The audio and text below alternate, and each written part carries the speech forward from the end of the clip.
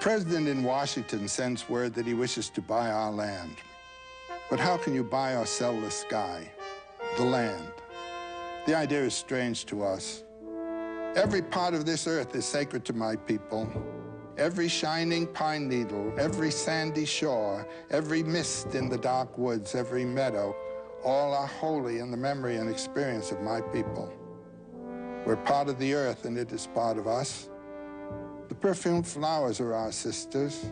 The bear, the deer, the great eagle, these are our brothers. Each ghostly reflection in the clear water of the lakes tells of events and memories in the life of my people. The water's murmur is the voice of my father's father.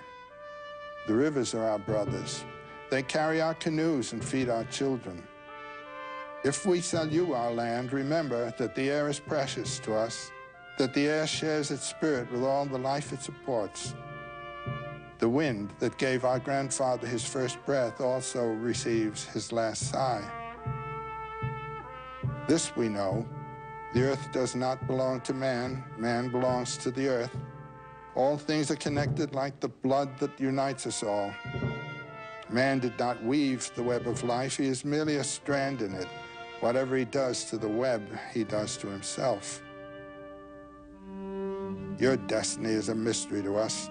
What will happen when the buffalo are all slaughtered? What will happen when the secret corners of the forest are heavy with the scent of many men, and the view of the ripe hills is blotted by talking wires? The end of living and the beginning of survival. When the last red man has vanished with his wilderness and his memory is only the shadow of a cloud moving across the prairie, will these shores and forests still be here? Will there be any spirit of my people left? We love this earth as a newborn loves its mother's heartbeat. So if we sell you our land, love it as we've loved it. Care for it as we've cared for it. Hold in your mind the memory of the land as it is when you receive it. Preserve the land for all children and love it as God loves us all. One thing we know, there's only one God. No man, be he red man or white man, can be apart. We are brothers after all.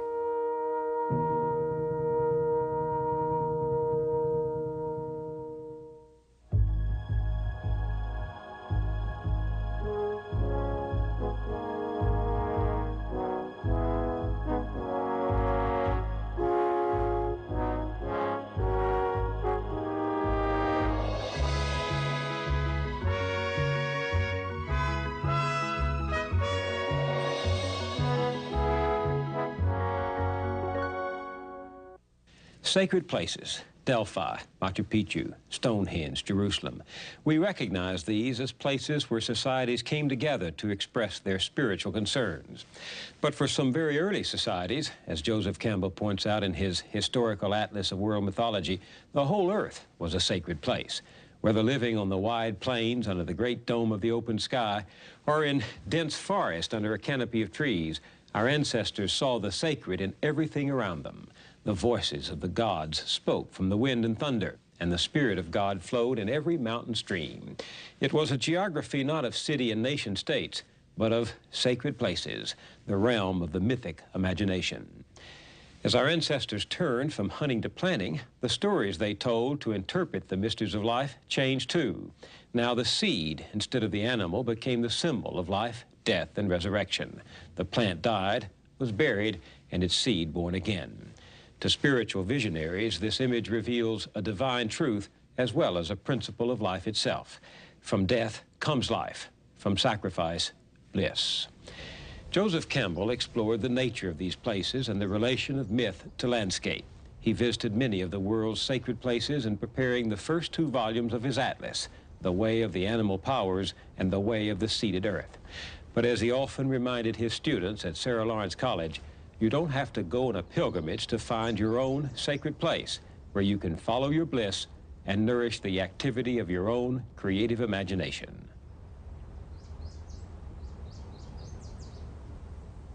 What does it mean to have a sacred place? This is a term I like to use now as an absolute necessity for anybody today. You must have a room or a certain hour a day or so where you do not know what was in the newspapers that morning. You don't know who your friends are. You don't know what you owe to anybody. You don't know what anybody owes to you. But a place where you can simply experience and bring forth what you are and what you might be. This is the place of creative incubation. And at first you may find that nothing's happening there. But if you have a sacred place and use it and take advantage of it, something will happen. This place does for you what the plains did for the hunter. For them, the whole thing was a sacred place, do you see? But most of our action is economically or socially determined and does not come out of our life. I don't know whether you've had the experience I've had, but as you get older, the claims of the environment upon you are so great that you hardly know where the hell you are. What is it you intended? You're always doing something that is required of you. This minute, that minute, another minute. Where is your bliss station, you know? Try to find it. Get a phonograph and put on the records, the music that you really love. Even if it's corny music that nobody else respects. I mean, the one that you like or the book you want to read. Get it done and have a place in which to do it. You get the thou feeling of life. These people had it for the whole world that they were living in.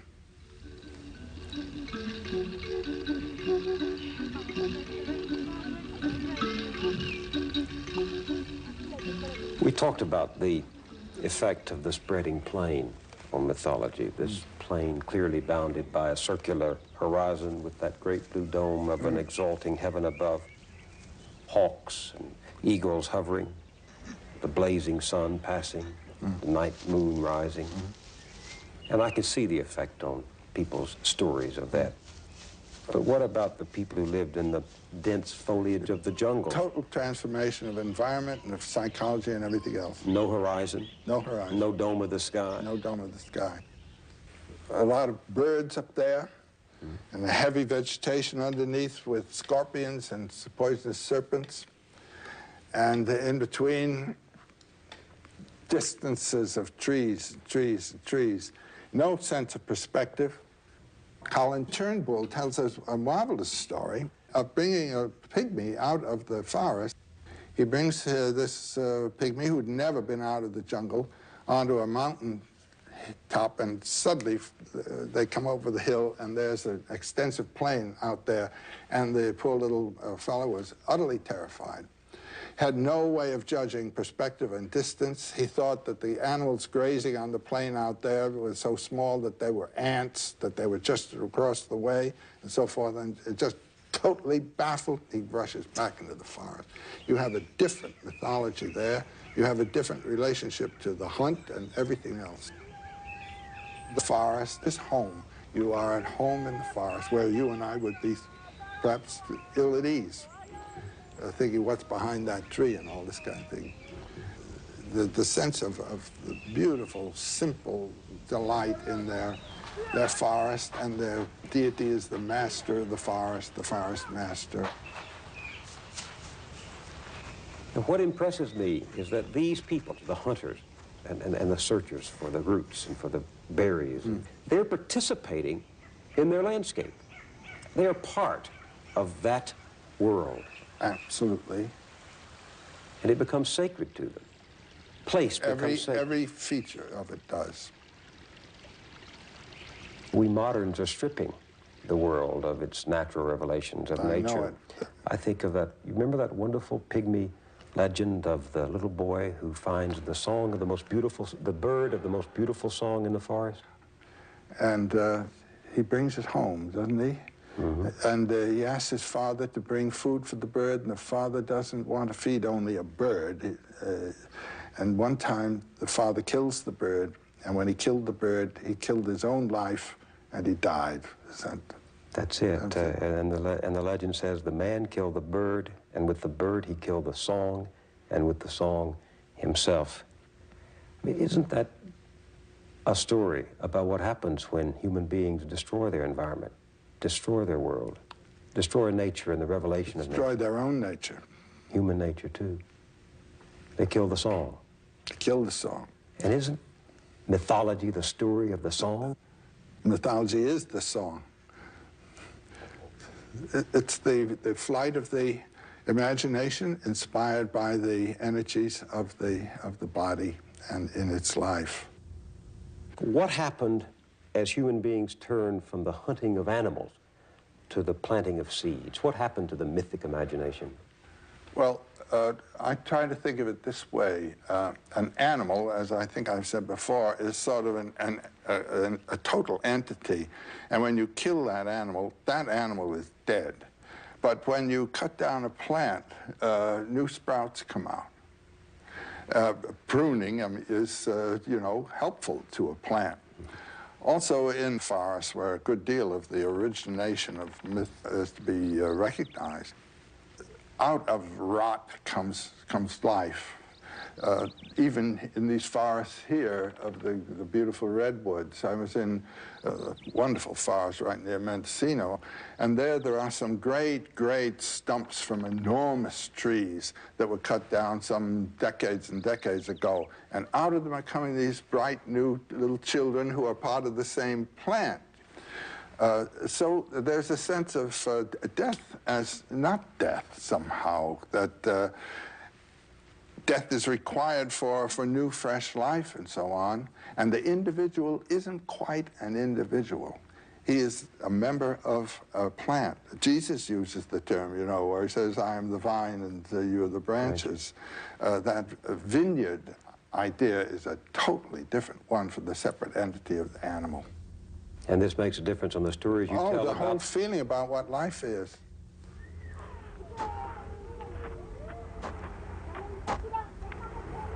What stories did this experience of the planter give rise to? Your favorite stories in plant mythology? Well, the cutting up and burial and then growing of the plant world, the world of the plant that you eat, being already a cut-up dead body, is the dominant motif, I would say, in most of the tales. It occurs all over the place, particularly in the Pacific cultures and in the Americas. Tell me that story of the origin of maize as Longfellow borrowed it from the Chippewas, didn't he, or the Algonquins? Well, it's an Algonquin story, and it is simply of the boy in his vision. He sees a young man come to him with plumes on his head and green and so forth, and the visitant invites the young man to a wrestling match and allows him to win. And wins and wins. This happens 3 or 4 times.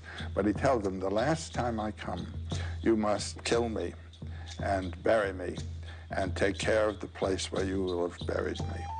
And the boy then, in the last one, actually does what he has been told to do, plants the man, the visitant, and in time comes back and sees the corn growing. And it was a boy who had been concerned for his father, who was a hunter but old, and he was thinking, isn't there some other way to get food besides this one? And so it came to him out of his intention. It's a lovely story. Some other way of getting food than hunting. Yeah. But the idea is that this visitor, this figure in the vision, has to die and be buried before the plant can grow from the remains of his body. That's the main theme. It comes up, almost a duplicate of this one throughout Polynesia, for instance. Well, there's one in Polynesia about the legend of the maiden Hina. You remember that one? Well, all of the legends in the Polynesian area have a maiden named Hina, and she's associated with the moon. And the death and resurrection of the moon is a dominant theme. What happens to her in this legend? Well, the girl who loves to bathe in a certain pool, and there's a great eel that is swimming around in the pool, and day after day he scrapes across her thigh as she's bathing, and then one fine, lovely day he turns into a young man, and he becomes her lover for a moment and then goes away and comes back again. And then one time when he comes, he says, just as the Algonquian visitant, now next time I come to visit you, you must kill me and cut off my head and bury my head. And she does so, and there grows from the buried head a coconut tree. And when you pick a coconut and look at the coconut, you can see it's just the size of the head, and you can see eyes and things in the little nodules that simulate the head. So what you have is the same story springing up in cultures unrelated to each other. Now, what is it Well, saying? to such an extent that it's stunning. And after years and years and years of reading these things, I'm still overwhelmed at the similarities in cultures that are far, far apart.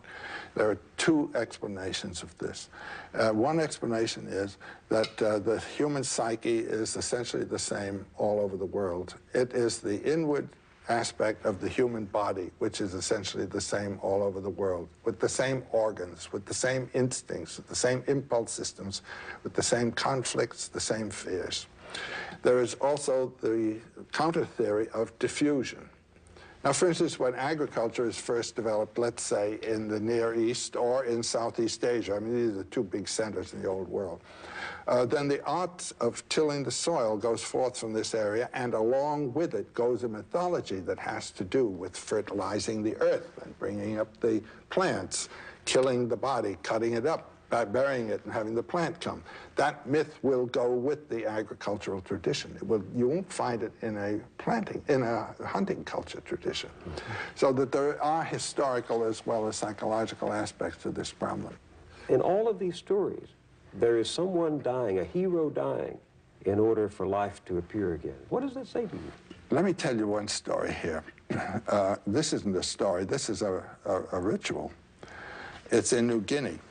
And it's associated with the men's societies in New Guinea, and they are horror societies because they really enact the myth of death and resurrection and cannibalistic consumption. And you have the myth there of the buried body and the life coming out of it. You know, this is the basic myth. Now we're going to enact it. So here's this sacred field, the drums going and chants going and then pauses. And this went on for 3 or 4 or 5 days, on. And rituals are boring, but they just wear you out, you know, and then you break through to something else. Then comes the great moment. The young boys who were being initiated into manhood were now to have their first sexual experience. There was a great shed of enormous logs supported by 2 uprights over here. And the young woman comes in, all ornamented as a deity. And she is brought to lie down in this place beneath the great roof. And the boys then, with the drums going and chanting going on, one after another, there are about 6 boys, have their first permitted or public intercourse with the girl. And when the last boy is with her in full embrace, the supports are withdrawn, the logs drop, and the couple are killed. There is the union of male and female again, as they were in the beginning before the separation took place.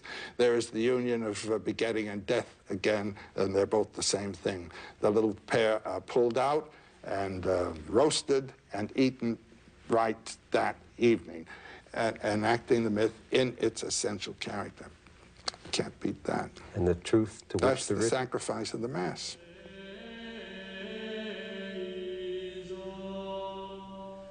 One of the wonderful things in the Catholic ritual is going to communion.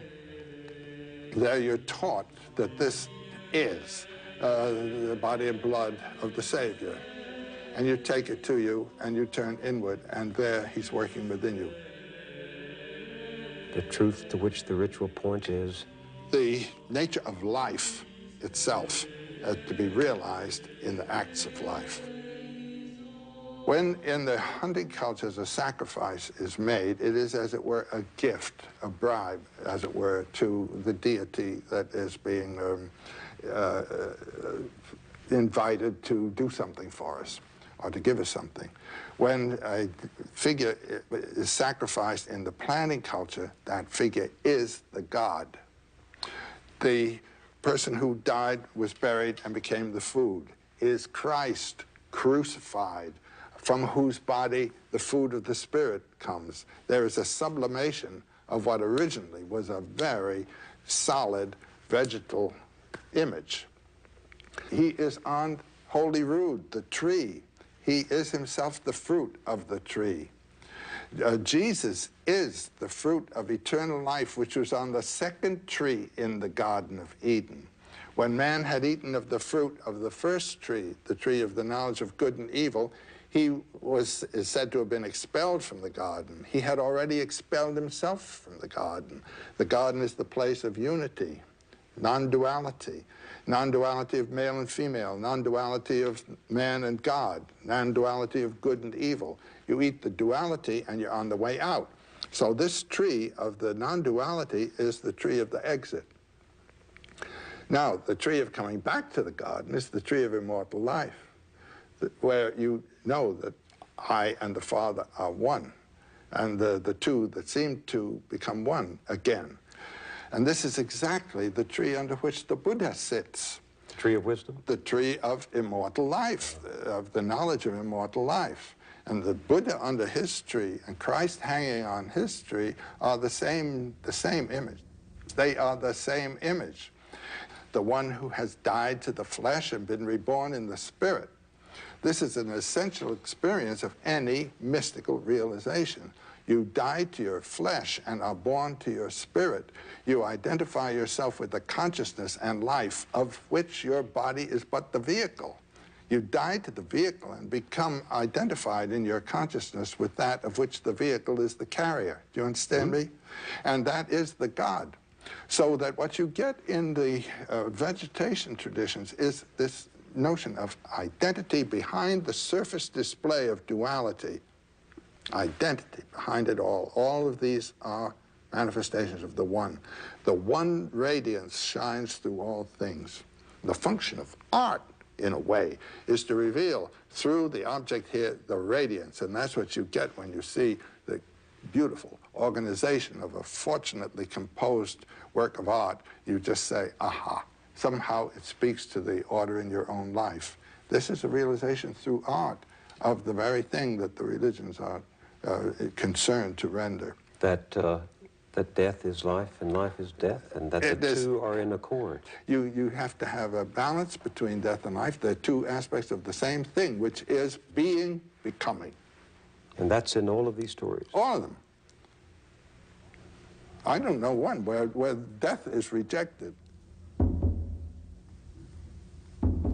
This idea of sacrifice is so foreign to our world today. Well, the old idea of being sacrificed is not what we think at all. Huh? Just consider, I think the great model of sacrifice is the Mayan Indian ball game. You know, they had a kind of basketball game. It was a loop there up in the stadium wall, and the idea was to get this big, heavy ball through that. I don't know how they did it with their shoulders or head or something or other. And the captain of the winning team was sacrificed on the field by the captain of the losing team. His head was cut off. And going to your sacrifice as the winning stroke of your life is the essence of the early sacrificial idea. There's a wonderful story that I found in the Jesuit relations. You know, the Jesuits here in the 17th century as missionaries up in Canada and northern New York State and so forth, of a young Iroquois boy who had just been captured by the Hurons, or perhaps it was the other way around, I've forgotten.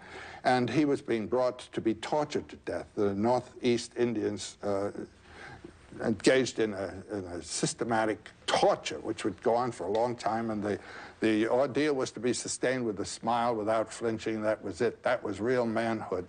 But the boy is brought to this as though he were being brought to his wedding. He is singing, and the people with him are treating him as though they were his hosts, and he was the honored guest, and he played the game with them, knowing where he was going. And the priests describing the thing are absolutely bewildered by the situation. And they say that the mockery of this kind of hospitality for people who are then going to become the brutes. No, those people were the priests. And this was the sacrifice of the altar. And that boy was Jesus, you know, by analogy. And the priest every day is celebrating Mass, which is an imitation or repetition, actually, of the sacrifice of the cross. That's what this priest was witnessing. But then you have it also in the Acts of John. Jesus, before going to crucify, the Jesus dance. That's one of the most beautiful passages in the Christian tradition. In the Matthew, Mark, Luke, and John Gospels, it simply mentioned that we sang a hymn and Jesus went forth. Well, here you have the whole hymn described in a ring. Jesus in the center saying, join hands and we'll sing and we'll dance. And he says, I am this, I am that, I am so forth, so forth. Amen, amen. Oh, my God, it's grand. And then he walks out to be crucified. When you go to your death that way as a God, you are going to your eternal life. What's sad about that? Let's make it great. And they do. The God of death is the Lord of the dance. The God of death is the Lord of sex at the same time. What do you mean? It's a marvelous thing. One after another, you can see these gods. Gede, the god of the death god of the Haitian voodoo, is also the sex god. Wotan had one eye covered and the other uncovered, you see? And at the same time was the Lord of life. Osiris, the Lord of death, and the Lord of the generation of life. It's a basic theme. That which dies is born. You have to have death in order to have life. Now, this is the origin thought, really, of the headhunt. In Southeast Asia, and particularly in the Indonesian zone, the headhunt, right up to now, has been a sacred act. It's a sacred killing. Unless there is death, there cannot be birth. And a young man, before he can be permitted to marry and become a father, must have gone forth and had his kill. What does that say to you? Well, that every generation has to die in order that the next generation should come.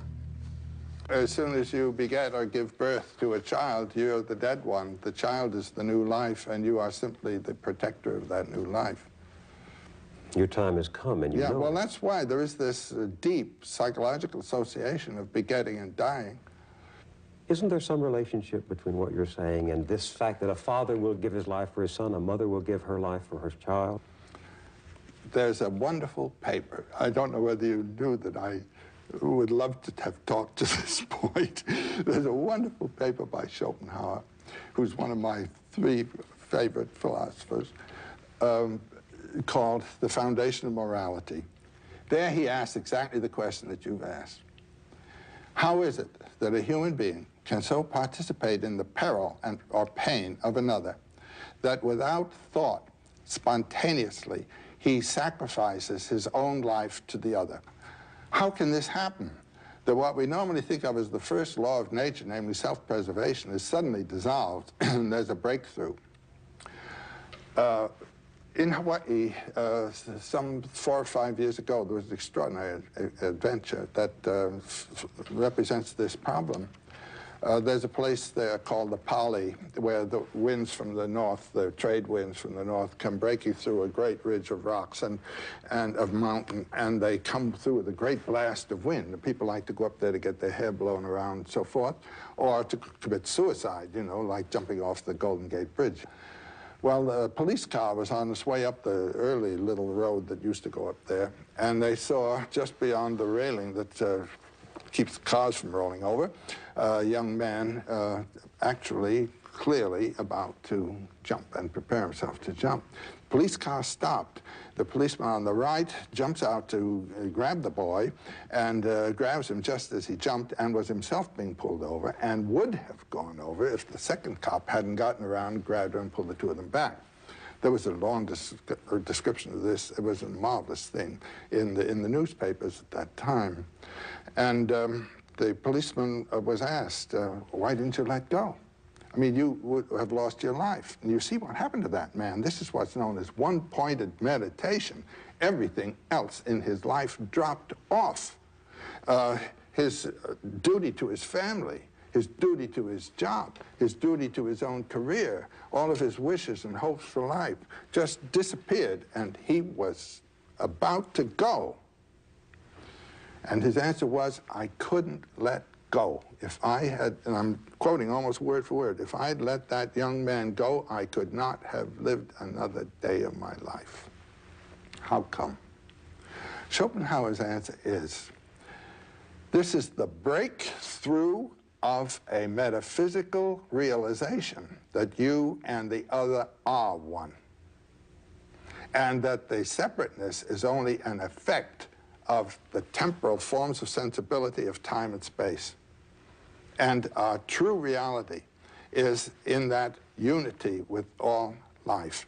It is a metaphysical truth that becomes spontaneously realized because it's the real truth of your life. Now, you might say the hero is the one who has given his physical life, you might say, to some order of realization of that truth. It may appear that I'm one with my tribe, or I'm one with people of a certain kind, or I'm one with life. This is not a concept. This is a realization. Do you see what I mean? No, explain it. And the concepts of love your neighbor and all are to put you in tune with that fact. But whether you love your neighbor or not, bing, the thing grabs you and you do this thing. You don't even know who it is. That policeman didn't know who that young man was. And Schopenhauer said, in small ways you can see this happening every day, all the time. This is a theme that can be seen moving life in the world. People doing nice things for each other. What do you think has happened to this mythic idea of the hero in our culture today? It comes up in an experience. I think, I remember during the Vietnam War seeing on the television the young men in helicopters going out to rescue one of their companions at great risk to themselves. They didn't have to rescue that young man. It's the same thing working. It puts them in touch with the experience of being alive. Going to the office every day, you don't get that experience, but suddenly you're ripped into being alive, and life is pain, and life is suffering, and life is horror. But by God, you're alive, and it's spectacular. And this is a case of being alive, rescuing that young man. But I also know a man who said once, after years of standing on the platform of the subway, I die a little bit down there every day, but I know I'm doing so for my family. There are small acts of heroism that occur without regard to the nobility or the notoriety that you attract for it. That's right. And the mother does it by the isolation she endures in behalf of the family. Of raising. Motherhood is a sacrifice.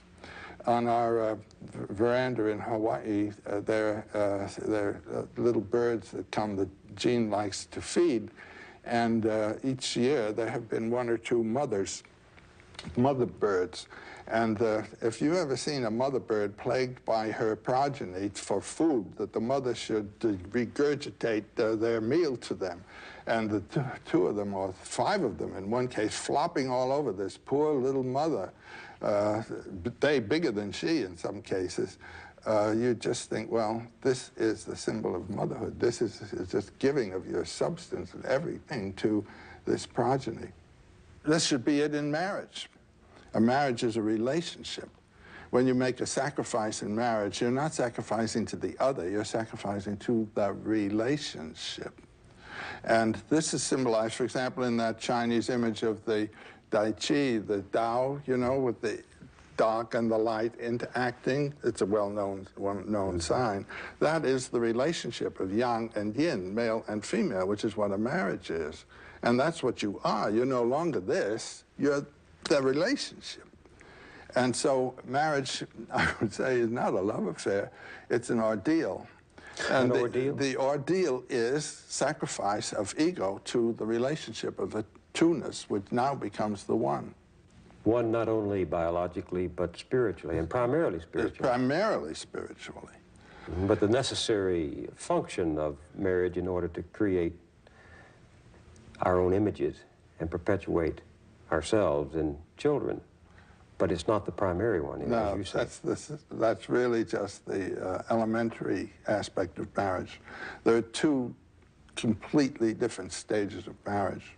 First is the youthful marriage, following the wonderful impulse, you know, that nature has given us in the interplay of the sexes biologically, and in then the reproduction of children.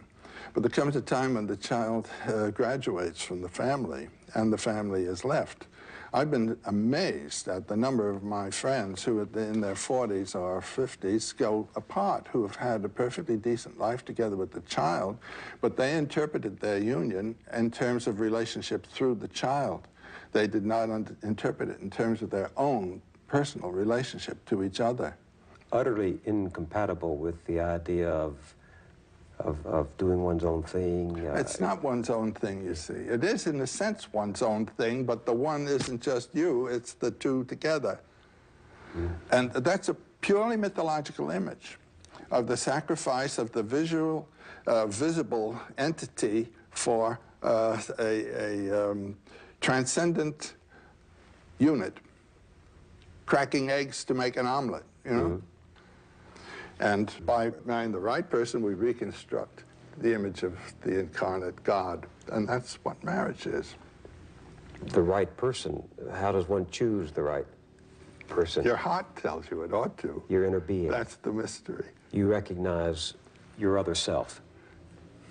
Well, I don't know, but there's a flash that comes, and something in you knows that this is the one. What has mythology told you about death? What do you think about death?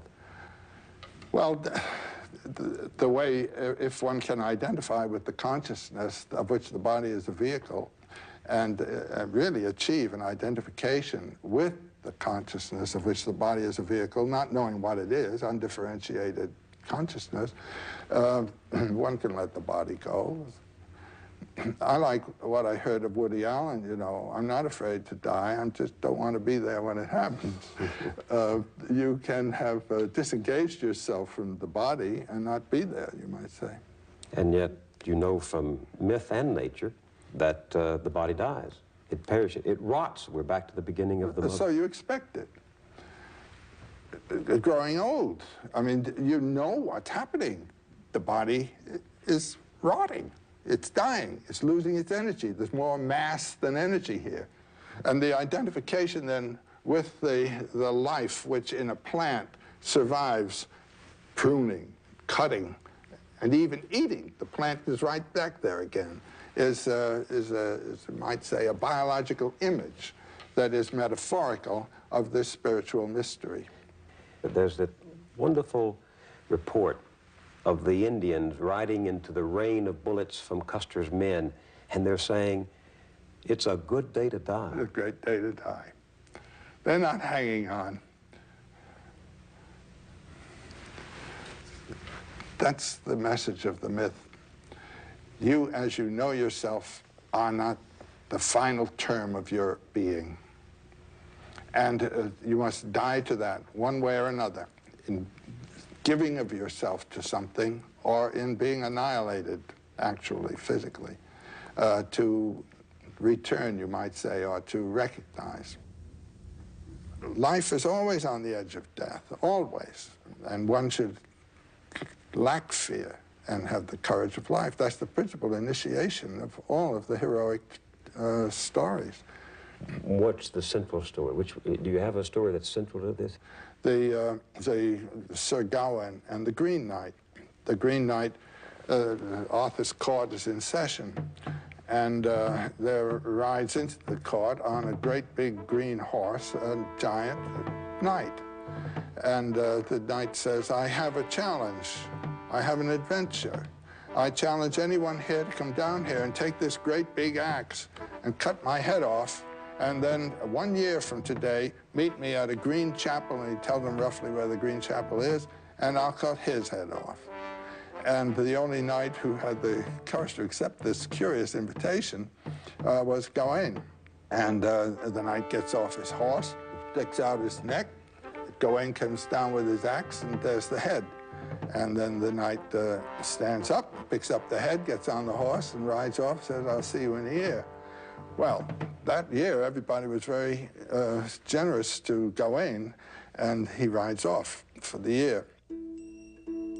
As the day approaches, he finds himself before a little hunter's cabin, and he thinks he'll ask advice here as to where the green chapel is, and tells him, I've got to be there in 3 days. And the hunter greets him, and Gawain tells his story, and the hunter says, well, the green chapel, he's just down the way here. It's about a couple of 100 yards. And why don't you just spend the next 3 days with us, and we'll entertain you, and then you can go to this adventure. All right, very well. So the hunter says, well, I've got to go out for the day on the hunt. And he says, you'll spend the night with us, and then in the morning I'll go forth, and in the evening I'll come back, and I'll give everything I will have got during the day to you, and you give to me what you will have got during the day. But in the morning, the hunter rides off, and Gawain's in bed, and in comes the hunter's gorgeous, beautiful wife.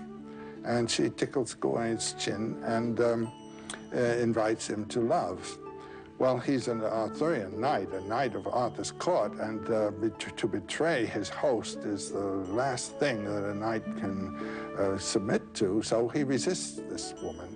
And she's very, very aggressive, and he's very, very stern in his position. And finally she says, well, let me give you a kiss anyhow. So she gives him one big smack, and that's that. In the evening, the hunter comes back with a great haul of game, throws it on the floor, and Gawain gives him a kiss. And they laugh, and that's that. Second morning, a similar event. The wife comes in, and Gawain gets 2 kisses. And the hunter comes back with about half as much game, and he gets 2 kisses. They laugh, and that's that. The third morning, the wife comes in. Now, here's a man about to meet his death. He's about to have his head chopped off. A beautiful woman, the last moment, I mean, of the possibility of this wonderful fulfillment. And again, he resists. She gives him 3 kisses and her garter. And she says, this will protect you against any danger. The hunter comes home with just one silly, smelly fox, throws on the ground, and he gets 3 kisses, but no garter. So comes the time now to go and have your head chopped off. Do you see what the tests are of the knight here? One is sex, you know, lust, and the other is courage. So he approaches the chapel, the green chapel, with the green knight whom he's about to encounter, and he hears the knight whetting this great knife, this great axe. He comes to it, and the knight is there, certainly, the great big green fellow, and he greets him and says, okay, put your neck out there on this block and I'll chop your head off. And he lifts the axe, and he says, no, stretch out a little more. He does this 3 times. And then the axe comes down and just cuts his neck a little bit. And the Green Knight says, that's for the garter. Well, this is the origin legend of the Knights of the Garter. Here's a knight who really transcended the 2 great temptations, fear of death and lust for sex and the joys of life. And the moral? And the moral is that the realization of your bliss, your true being, comes when you have put aside the, what might be called passing moment with its terror and with its temptations and its statement of requirements of life, that you should live this way. What is that story about, and I forget where it comes from, about the camel and then the lion, and along the way you lose the burden of youth? The three transformations of the spirit. Yeah. That's Nietzsche. That's the prologue to Thus Spake Zarathustra. Tell me that story. When you are a child, when you are young and a young person, you are a camel. The camel gets down on its knees and says, put a load on me. This is obedience. This is receiving the instruction and information that your society knows you must have in order to live a competent life. When the camel is well loaded, he gets up on his feet, struggles to his feet, and runs out into the desert, where he becomes transformed into a lion. The heavier the load, the more powerful the lion. The function of the lion is to kill a dragon. And the name of the dragon is Thou Shalt. And on every scale of the dragon, there is a Thou Shalt imprinted. Some of it comes from 2,000 years, 4,000 years ago. Some of it comes from yesterday morning's newspaper headline. When the dragon is killed, the lion is transformed into a child, an innocent child living out of its own dynamic. And Nietzsche uses the term ein aus sich rollendes Rad, a wheel rolling out of its own center. That's what you become. That is the mature individual. The thou shalt is a civilizing force. It turns a human animal into a civilized human being. But then the one who is thrown off the thou shalt is still a civilized human being. You see, he has been humanized, you might say, by the thou shalt system. So his performance now as a child is not simply childlike at all. He has assimilated the culture and thrown it off as a thou shalt. But this is the way in any artwork. You go to work and study an art. You study the techniques. You study all the rules. And the rules are put upon you by a teacher. Then there comes a time of using the rules, not being used by them. Do you understand what I'm saying? So one way is to follow. I always tell my students, follow your bliss. Follow your bliss? Your bliss, where the deep sense of being in form and going where your body and the soul want to go. When you have that feeling, then stay with it and don't let anyone throw you off. Have you ever read Sinclair Lewis's Babbitt? Not in a long time. Do you remember the last line? I've never done a thing I wanted to in all my life. Quite a That's limit. the man who never followed his bliss. Well, I heard that line. I was living in Bronxville when I was teaching at Sarah Lawrence. Before I was married, I used to be eating out in the restaurants of the town for my lunch and dinners. And Thursday night was the maid's night off in Bronxville, so that all the families were out in the restaurants.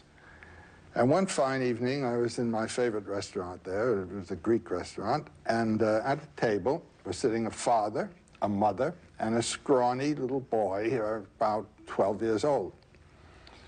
The father says to the boy, drink your tomato juice. And the boy says, I don't want to. And the father, with a louder voice, says, drink your tomato juice. And the mother says, don't make him do what he doesn't want to do.